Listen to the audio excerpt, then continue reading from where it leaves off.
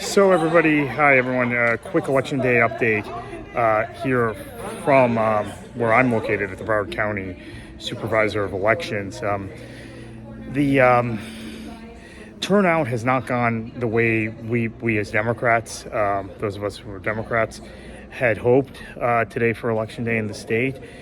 The Democratic turnout is about 300,000 less than the GOP turnout statewide at the moment, election day turnout specifically, which gives the GOP over 1 million vote lead in terms of ballots cast. Registered Republicans have cast over 1 million more ballots in Florida than registered Democrats. Now, what is somewhat encouraging from the Democrats' perspective is the number of NPA voters we're seeing. NPA voters generally do vote in fairly big numbers on election day, but we saw bigger NPA voters numbers, as we talked about previously, the last few days of early voting, turnout in in-person early voting, and we're seeing today an NPA surge, particularly in urban counties, particularly in counties like Orange County, Hillsborough, Miami-Dade, a little less so in Broward. It's certainly big NPA numbers in Palm Beach as well. So in these places, the NPAs probably are more likely to vote like Democrats.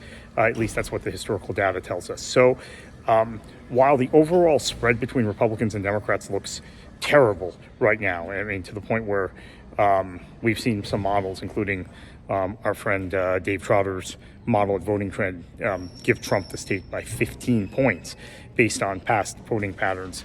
We really don't know how the NPAs are going to cut. And if they're going to cut more heavily towards the Democrats this year, which they might based on where they've turned out, then we're talking about a much closer race. And the impacts on down ballot races will be determined if Trump wins the state by 5 points, the Democrats are going to pick up seats in the state house and potentially Senate District 3 and also state attorneys races and supervisor of elections races that we talked about earlier in the day. If Trump wins the state by 15 points, which seems possible per the Voting Trend Dave Trotter model, then the Democrats are going to get wiped out up and down the ballot. So a lot still to be decided here, even if it appears like certainly based on the election day vote that Trump is pretty safe in Florida, which we basically thought coming into the day.